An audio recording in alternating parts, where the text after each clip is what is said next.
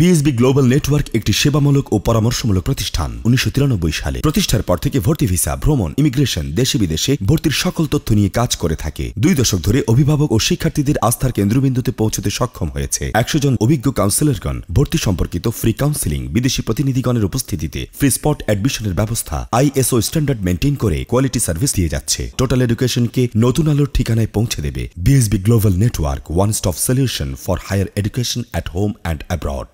সন্তানের উজ্জ্বল ভবিষ্যৎ গড়ে তুলতে প্রয়োজন স্মার্ট ক্লাসরুম এবং ডিজিটাল পদ্ধতিতে পাঠদানে অভিজ্ঞ শিক্ষক মণ্ডলী। শিক্ষার্থীর সময় উপযোগী মাল্টিমিডিয়া ও স্মার্ট বোর্ডের মাধ্যমে পাঠদান, অনলাইনে academic support, programming, language, English course বাধ্যতামূলক। ক্যামব্রিয়ানের প্রতিটি শিক্ষক সৃজনশীল ও ডিজিটাল কন্টেন্ট ডেভেলপমেন্টে প্রশিক্ষণপ্রাপ্ত। শিক্ষার্থীদের জন্য রয়েছে স্কলারশিপ সুবিধা, হোস্টেল, ট্রান্সপোর্ট সুবিধা, প্রাথমিক চিকিৎসা এবং ফ্রিতে এসএসপি ক্লাসের ব্যবস্থা। গুণগত ও পরিপূর্ণ ডিজিটাল স্মার্ট শিক্ষা মানেই ক্যামব্রিয়ান। আসসালামু আলাইকুম। মাহে রমজানে যারা এই অনুষ্ঠান দেখছেন তাদের সকলকে অনেক অনেক শুভেচ্ছা এবং অভিনন্দন। সারা পৃথিবীর মুসলমানদের উপরে কোরআনকে ফরজ করা হয়েছে, কিন্তু অনেকেই হয়তো কোরআন শুদ্ধভাবে পড়তে এবং বুঝতে অক্ষম রয়েছেন। আর এই উপলক্ষেই আমরা রমজান মাস ব্যাপী 28 পর্বে বাংলাদেশের 2টি স্বনামধন্য টিভি চ্যানেল এশিয়ান টিভিতে প্রতি রমজানে সকাল 10টা থেকে 10:30 এবং দুপুর 2:30 থেকে 3টায় বাংলা টিভিতে বিএসবি ক্যামব্রিয়ান এসো কোরআন শিখি অনুষ্ঠানটি প্রচারিত হবে। এই অনুষ্ঠানের মাধ্যমে যারা কোরআন শুদ্ধরূপে পড়তে পারেন না তারা পড়তে পারবেন, এবং যারা ইতিপূর্বে কায়দা সিফারও পড়েন নাই তারাও কোরআন পড়তে সক্ষম হবেন। এবং এই অনুষ্ঠানের মাধ্যমে শুধু কোরআন পড়া নয়, কোরআন বোঝা এবং কোরআনের যে বাণীগুলো আছেন তার মর্ম অর্থগুলো উপলব্ধি করার সুযোগ হবে। প্রতিদিন যে বিষয়গুলো আলোচনা হবে টেলিভিশনের পর্দায় যেগুলো আপনারা দেখতে পাবেন, সেখান থেকে 3টি প্রশ্ন হবে, যার একটি হবে কোরআন ভিত্তিক, একটি হবে ইসলাম সম্পর্কিত, আরেকটি হবে প্রতিদিনের আলোচনায় যে বিষয়গুলো বলা হবে তার মধ্য থেকে। এই কুইজ কম্পিটিশনে যারা অংশ নেবেন বিজয়ীদের মধ্য থেকে উমরা হজের টিকিট সহ প্রায় 100টি পুরস্কারের ব্যবস্থা রয়েছে। এই অনুষ্ঠান টেলিভিশন ছাড়াও ডিজিটাল ক্যামব্রিয়ান ফেসবুক পেজে এবং সিটিভি বিডি ইউটিউব চ্যানেলে দেখা যাবে। আমরা আশা করি প্রত্যেকেই অনুষ্ঠানটি দেখবেন এবং অন্যদেরকে দেখার জন্য উৎসাহ যোগাবেন। আপনাদের সকলকে অনেক অনেক কৃতজ্ঞতা।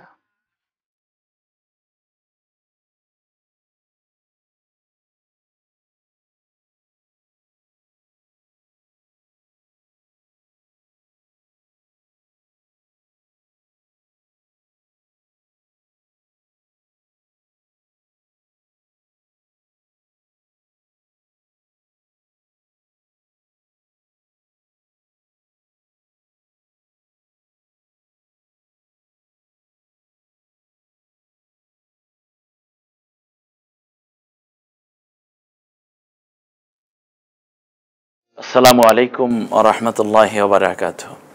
আলহামদুলিল্লাহ ওয়াসসালাতু ওয়াসসালামু আলা রাসূলিল্লাহ সাল্লাল্লাহু আলাইহি ওয়াসাল্লাম। বাংলাদেশ এবং সারা বিশ্বে যারাই বিএসবি ক্যামব্রিয়ান এসো কোরআন শিখি অনুষ্ঠান দেখছেন সকলকে আন্তরিক মোবারকবাদ জানাচ্ছি। সম্মানিত ভাই বোন, আমরা গুরুত্বপূর্ণ একটি পড়া নিয়ে গত ক্লাসে কথা বলেছি। আজকে তার ধারাবাহিকতাটাকে আরেকটু জানার চেষ্টা করব ইনশাআল্লাহ। এই পড়াটা আমরা পড়েছিলাম যে মিম এবং নুন এই হরফ দুইটায় যখন তাসদিদ হবে তখন গুন্না করে পড়তে হয়। তবে এই ক্ষেত্রে আমাদের মনে রাখতে হবে এটাকে ওয়াজিব গুন্না বলা হয়, কিন্তু ওয়াও এবং ইয়া এই 2টা হরফের উপরে তাসদিদ হলেও গুন্না করে পড়তে হয়, তবে ওয়াজিব গুন্না নয়, সেটা গুন্না জাস্ট। তানভিন, এই তানভিনের পরে, তানভিন মানে কি মনে আছে তো? 2 জের 2 জবর এবং 2 পেশ, তানভিন 9-এর কাজ করে না। এরপরে তাসদিদ হলে ওই তানভিন থেকে একটা নিয়ে পড়তে হয়, অর্থাৎ হরকতটা নিয়ে একটা হরফ নিয়ে পড়তে হয় শুধু। তো সেটা কি একটু দেখে নেই আমরা উদাহরণে। যেমন খয়রাহু, এ হলো খ, তারপর রস্বই সাকিন খয়রন, এরপরে ইয়ার তাসদিদ এসেছে। আমরা এই জায়গাটায় তাসদিদ দ্বিতীয় উচ্চারণ হবে, সেক্ষেত্রে খয়রন এই রর উপরে দুইটা হওয়ার কারণে রন, যে নুনের তানভিনের নটা হয়েছে, ওই নটাকে আর পড়া যাচ্ছে না, এই জন্য আমরা শুধু একটা নিয়ে বলবো। তাহলে একটা হলে কি হয়, রর উপরে যাব, রহু, তাহলে খয় রয় ইয়ার, খয় রন ইয়া বললে, রন বলে ফেললে ইয়ার তাসদিদের উচ্চারণ হচ্ছে না, বিদায় এখান থেকে একটা নিয়ে বলবো আমরা। কাসয় বিম, বিন না কিন্তু বি, একটা নিয়ে পড়তে হবে। খুব মনে রাখতে হবে এই জিনিসটা, যে তানভিনের পরে অর্থাৎ দুই জের দুই জবর দুই পেশ যাই হোক, তারপরে যদি তাসদিদ আসে অথবা জজম আসে তখন একটা নিয়ে বলতে হয়, বাস। খয়রুম মিনান নাওম, খয়রুন, রুন বলছি না কিন্তু, রুম্মি, তা রুম্মি যদি বলি তাহলে রুর উপরে একটা পেশ ধরে আমরা পড়ছি। জাস্ট এই থিওরিটা মনে রাখা, যে এখানে এসে আপনি যেন বিব্রত না হন, এখানে তানভিন তারপরে তাসদিদ, আমি এখন কী করব। আমি এখনই এই কথাটা আপনি সেভ করে নেন আপনার মেমোরিতে, তানভিনের পরে যদি তাসদিদ আসে তখন একটা নিয়ে বলতে হবে শুধু, হ্যাঁ। এরপরে হিত্তাতুন নাগফির লাকুম, হিত্তাতুন, এই তানভিন থেকে তু বলেছি, ওই তুন তারপর না, এটা আর কিন্তু বলা হচ্ছে না। তাহলে তানভিনের নটা আমরা বাদ দিতে হবে যদি তার পরের অক্ষর তাসদিদ হয়। আমার মনে হয় আপনারা ভালোই বুঝতে পারছেন। সিরাতাম মুস্তাকিমা, সিরাতাম, তন বলছি না কিন্তু, তন দুই জবরের কারণে তন হয়ে যাওয়ার কথা, কিন্তু এই ন বাদ গেছে, দেখছেন পরের যেটা আসে সেইটাই তো নয়ের কাজ করে তানভিনের, সেটা বাদ গিয়ে শুধু হরফটা রয়ে গেছে। সিরাতাম মুস্তাকিমা, যজমওয়ালা অক্ষরের পর যদি তাসদিদ ওয়ালা অক্ষর আসে তখন ওই যজমওয়ালা অক্ষরটি উচ্চারিত হয় না। খুব মনোযোগ, যজমওয়ালা অক্ষরের পরে যদি তাসদিদ ওয়ালা অক্ষর আসে, একটু দেখি পাশাপাশি নিয়ে। যজমওয়ালা অক্ষরের পর যদি তাসদিদ ওয়ালা অক্ষর আসে তখন এই যজমওয়ালা অক্ষরটি উচ্চারিত হয় না। তাহলে উচ্চারিত হবে না কে? এই হরফটা, অর্থাৎ তার তাসদিদের আগে যেটা আছে যজমওয়ালা সেইটা। তাহলে এই পাশাপাশি যখন যজমের পরে তাসদিদ আসবে তখন যজমওয়ালা অক্ষরটি উচ্চারিত হবেই না। বলতে পারেন তো উচ্চারিত হবে না ওস্তাদ জি, এটা দিয়ে রাখা হলো কেন? এটার উদ্দেশ্যে এটা লিখতে হবে, তার কারণ আর না হলে এটা অর্থবহ হয় না। এরকম যদি জায়গা দেখেন, এটা যদি সূর্য হয় এটা হলো চাঁদ। যজম মূলত একক উচ্চারণ করে হসন্ত আকারে, আর তাসদিদ হলে দ্বিত্ব উচ্চারণ করে। তো তাসদিদ অনেক শক্তিশালী, এজন্য আমি মনে করি চাঁদের আকাশে আছে চাঁদ, কিন্তু এর মধ্যে যদি সূর্য উদিত হয়, যেমন চাঁদের আলো হারিয়ে যায়, ঠিক তেমনি যজমওয়ালা অক্ষরের পরে যদি তাসদিদওয়ালা অক্ষর আসে তখন যজমওয়ালা অক্ষরটি আর নিজের প্রকাশ করতে পারে না নিজকে।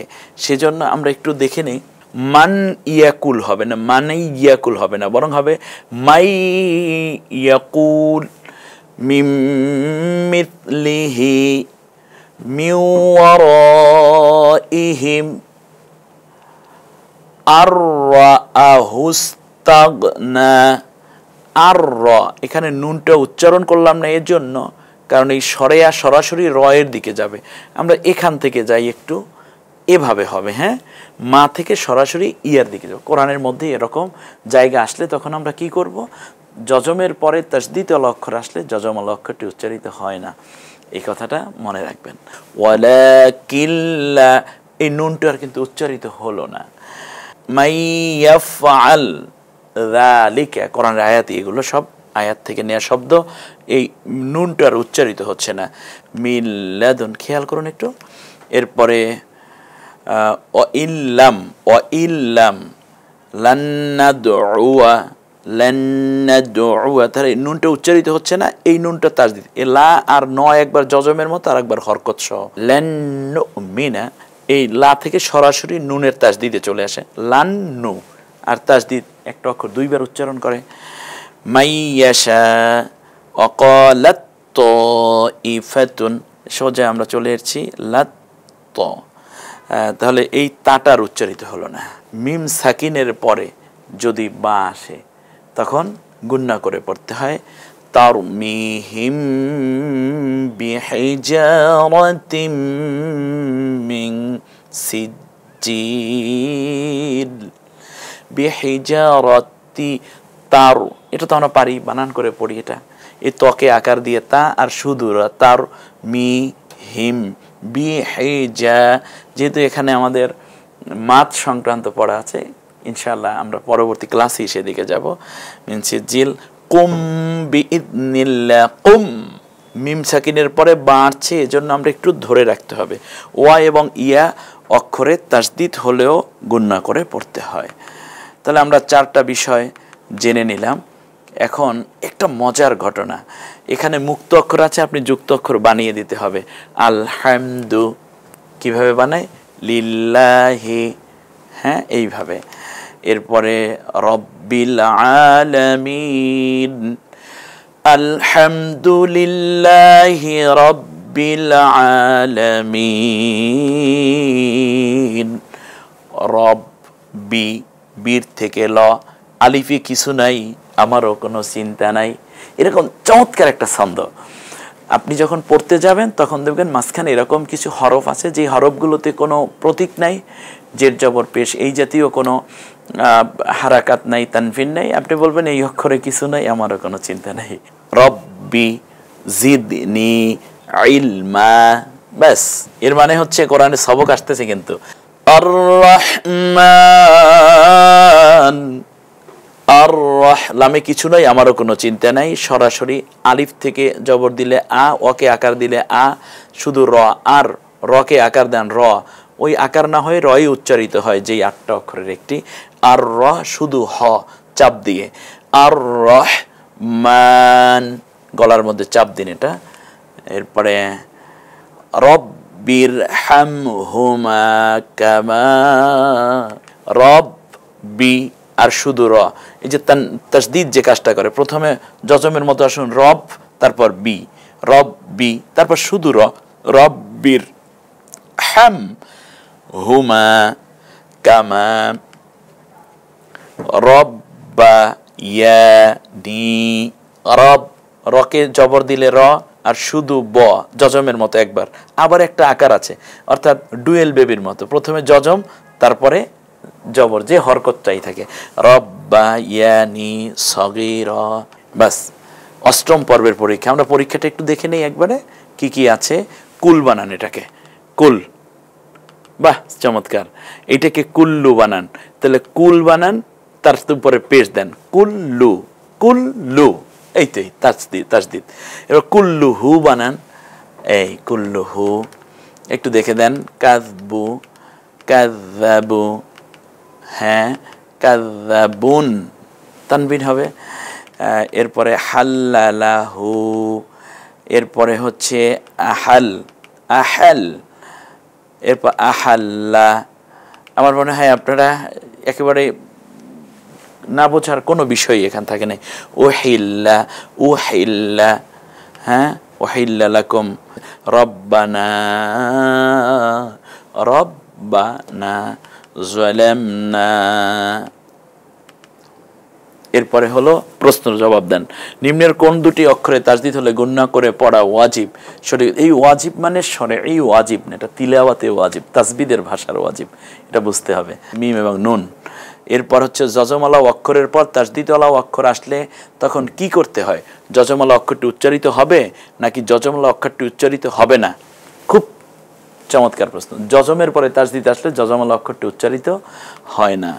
এরপর তানভিনের পর তাসদিদ হলো, ওই তানভিন থেকে কয়টি নিয়ে বলতে হয়? 2টি না 1টি? একটা নিয়ে বল। তানভিনের পরে তাসদিদ আসলে একটা হরকত নিয়ে বলতে হয়, তানবিনের 2টা উচ্চারিত হয় না। মিম সাকিনের পর, মিম সাকিনের মানে হলো যজমযুক্ত মিমের পর যদি বা আসে কি করে পড়তে হয়? গুণনা করে পড়তে হয়। এরপর হলো তাসদিদ ওয়ালা অক্ষর কয়বার উচ্চারিত হয়? 1বার না 2বার? প্রিয় শিক্ষার্থী ভাই বোনেরা, আমরা একটু একটু করে কোরআন শিক্ষার যোগ্যতা অর্জন করে মৌলিক 4টি বিষয়ের জ্ঞান থাকলে কোরআনুল হাকিম পড়া যায়, সে 4টি বিষয় আত্মস্থ করার এই পর্যন্ত চেষ্টা অব্যাহত রেখেছি। প্রথমে হরুফের পরিচয়, মুক্ত এবং যুক্ত হরফ আমরা শিখিয়েছি। দ্বিতীয় হচ্ছে হারাকাতের পরিচয়। হারাকাত হলো 3টি জের জবর পেশ, 3টি কার, অর্থাৎ ইকার, আকার, উকার, ই, আ, উ। এটার উপরে পরীক্ষাও দিয়েছেন, মূল্যায়নে আপনারা খুব ভালোই করেছেন আশা করছি। তৃতীয় পড়েছি তানভিনের পরিচয়। তানভিন হচ্ছে 2 জের 2 জবর 2 পেশ। তানভিন নয়ের কাজ করে, হারাকাতের সাথে ন যোগ করতে হবে। এটার উপরেও একটা মূল্যায়ন পরীক্ষা গেল। চতুর্থবারে আমরা শিখেছি যজম ও তাসদীদের পরিচয়। যজম হলো এককের কাজ করে হসন্ত আকারে, আর তাসদীদ হলো প্রথমে যজমের মতোই কাজ করবে, অক্ষরটার একক উচ্চারিত হবে, তার সাথে যে হরকত থাকবে সেইটা আমরা উচ্চারণ করব। ইতিমধ্যে আমরা এই বিষয়গুলো জানার পরে কোরআনের সবক আগামী ক্লাসে, অর্থাৎ 25তম ক্লাসে ইনশাআল্লাহ, আর বাকি পড়াগুলো আমরা কোরআন পড়তে পড়তে শিখব। আসুন আমরা এর আগে একটা মৌলিক বিষয় না জানলেই নয়, সেই জায়গাটি জানার চেষ্টা করছি। এটাকে আরবিতে বলে মাদ। মাদ শব্দের অর্থ হচ্ছে দীর্ঘ করে পড়া, টেনে পড়া। কখনো 1 আলিফ লম্বা করে পড়া কখনো জায়গায়, কখনো 3 আলিফ লম্বা করে পড়া, কখনো 4 আলিফ লম্বা করে পড়া। এটা কেন হয়? তিলাওয়াতের মাঝে কোনো কোনো হরফকে দীর্ঘ করে পড়াটার নামই হচ্ছে মাদ। মাদ আমি মদ্দে লিন, মদ্দে ওয়াজ, মদ্দে বদল, এরকম অনেক প্রকার। আমি এই দিকে না গিয়ে আমি একেবারেই সংক্ষেপে একটা ছোট্ট ধারণা আপনাদেরকে দিই, তাহলে আপনারা বুঝতে সহজ এবং পড়তে আনন্দ পাবেন। যেমন 1 নম্বরে হচ্ছে তিলাওয়াতের মধ্যে মাদ। তিলাওয়াত মানে হচ্ছে আপনি যখন আরবি পড়বেন, পড়ার মধ্যে গিয়ে আপনি মাদ পাবেন। আর একটা মাদ হচ্ছে যেটা ওয়াকফের জায়গায় মাদ। তিলাওয়াতের মধ্যে মাদ হচ্ছে যেমন যখনই তিলাওয়াত করতে যাবেন তার মধ্যে আপনি পেয়ে যাবেন 4 আলিফ মাদ। 4 আলিফ একেবারে সোজা এভাবে কিছু চিহ্ন দেখবেন আপনি, এভাবে একটু দেখেন, এটা দেখা যাচ্ছে কিনা, এটা এইরকম একটা চিহ্ন যদি দেখেন, এখানে যেই হরফের উপর এটা থাকবে সেটাকে আপনি 4 আলিফ টেনে বলবেন, 4 আলিফ। এরপরে হচ্ছে দ্বিতীয় হচ্ছে আপনি এই রকম কিছু প্রতীক দেখবেন, যে হরফের উপর এইটা থাকবে সেখানে আপনি 3 আলিফ টেনে বলবেন, 3 আলিফ, 3 আলিফ।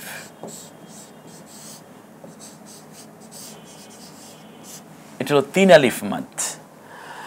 আর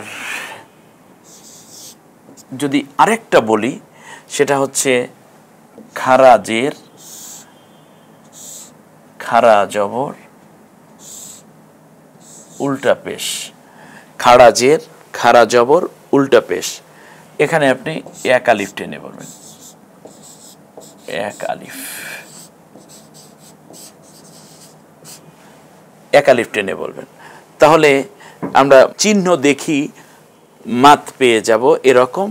এরকম যদি থাকে একেবারে তলোয়ারের মতো, এভাবে চিহ্ন যখনই দেখব তখন অলরেডি কোরআনে দেয়া আছে, এটা আপনি শুধু তিলাওয়াত করে যাবেন। এখানে 4 আলিফ টানবেন, এখানে 3 আলিফ, এখানে খারাজের খারাজর, উল্টা পেশ, 1 আলিফ। আরেকটা হচ্ছে হরুফ থেকে, মানে অক্ষর থেকেই আবার আরেকটা মাদ আছে, সেটা হচ্ছে জবরের বাম পাশে খালি আলিফ। সেটা কি রকম?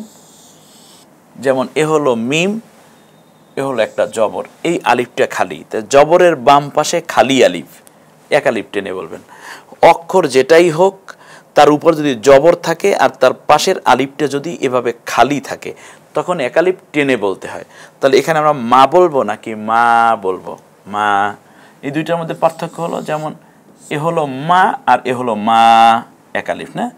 এরপরে যেমন যদি বলি এখানে একটু টেনে বলি না, আর এখানে যদি শুধু নুনের উপর জবর থাকে শুধু না বলবে, এটা না আর এটা হলো না। তাই খারাজের খারাজের উল্টা পেশেও 1 আলিফ টানতে হয়, জবরের বাম পাশে খালি আলিফ হলেও 1 আলিফ টেনে বলতে হয়। জেরের বাম পাশে যজমলাইয়া, জেরের বাম পাশে যজমলাইয়াটা কি রকম? যেমন একটা উদাহরণ দেই, এ হলো জের, এ হলো বা, অক্ষরের নাম বড় শিকা দিয়ে বি, তার বাম পাশে হলো যজমলা ইয়া, এখানেও 1 আলিফ টানতে হয় বি। এরপরে যেমন যদি এভাবে আমরা একটা লিখি, যেমন কি, হ্যাঁ, এরপরে যদি লিখি নি, ব্যাস এটাও আমরা জানলাম। পেশের বাম পাশে যজমলা ওয়াও, যেমন বু। দেখুন, পেশের বাম পাশে যজমলা ওয়াও, এ হলো পেশ, বাম পাশে যজমলা ওয়াও। এরপরে সিন, পেশওয়ালা ওয়াও সাকিন। তাহলে আমরা আরেকটা বিষয় জানলাম, জবরের বাম পাশে খালি আলিফ, জের তার বাম পাশে যজমলা ইয়া, আর পেশ এর বাম পাশে যজমলা ওয়াও, এক আলিফ টেনে বলতে। এখানে হচ্ছে একটা হলো ল, আকার দিলে লা, আর এখানে যদি আমি একটা আকার দিই তাহলে লা, বাম পাশে খালি আলিফ আছে। তো এখন যদি বলি লা আর এটা বলবো লা, যেমন দোয়া কুনুতে আমরা বলি অনাশকুরুকা ওয়ালা নাকফুরুকা, এইটা বলি আমরা ওয়ালা নাকফুরুকা, আল্লাহ আমরা তোমার শুকরিয়া আদায় করি, আমরা তোমার কুফরি করি না। আর যদি আমরা বলি অনাশকুরুকা ওয়ালা নাকফুরুকা, তাহলে আল্লাহ অবশ্যই আমরা তোমাকে অস্বীকার করি। তাহলে এইটা হলো লাম তাকিদের অর্থে ব্যবহৃত হয়ে গেল সেখানে। আর এইটা হলো নেহি অর্থে, মানে না বোধক অর্থে ব্যবহৃত। কেউ যদি বলে লা ইলাহা, কোনো ইলা নাই ইল্লাল্লাহ, আল্লাহ ছাড়া। আর যদি বলে লা ইলাহা ইল্লাল্লাহ, অবশ্যই ইলা আছে আল্লাহ ছাড়া, তাহলে কত বড় ব্যবধান হয়ে যাচ্ছে। সেই জন্য আমরা এতটুকু এ পর্যন্ত বললাম। আজকের পড়াটার মধ্যে মৌলিক যে বিষয়টা আমরা শেষবারে জেনেছি, সেটা হচ্ছে চিহ্ন দেখি কত আলিফ টানবো সেটা বুঝবো। এইটা কত আলিফ? 4 আলিফ। এইটা 3 আলিফ। খারাজের, খারা জবর, উল্টা পেশ, কয় আলিফ? 1 আলিফ। এরপরে হচ্ছে জবরের পরে খালি আলিফ, 1 আলিফ। জেরের পরে যজমলা ইয়া, জেরের পরে যজমলা ইয়া, 1 আলিফ। পেশের বাম পাশে যজমলা ওয়াও, তাই পেশের বাম পাশে যজমলা ওয়াও, জেরের বাম পাশে যজমলা ইয়া, জবরের পরে খালি আলিফ, 1 আলিফ টেনে বলতে হয়। তো এই পড়াগুলো নিয়েই আজকের মতো বিদায় নিচ্ছি। আশা করি আমাদের সাথেই থাকবেন, ঠিক একই সময় একই চ্যানেলে। আল্লাহ সকলকে সুস্থ রাখুন, ভালো রাখুন। আগামীকালকের অনুষ্ঠান আরও বেশি উপভোগ্য এবং উপভোগ উভয়টি গুণে যেন আল্লাহ তাআলা আমাদেরকে গুণান্বিত হয়ে ধৈর্য সহকারে বসার তৌফিক দান করেন, এ কামনায় আজকের মতো বিদায় নিচ্ছি। আসসালামু আলাইকুম ওয়া রাহমাতুল্লাহি ওয়া বারাকাতুহু।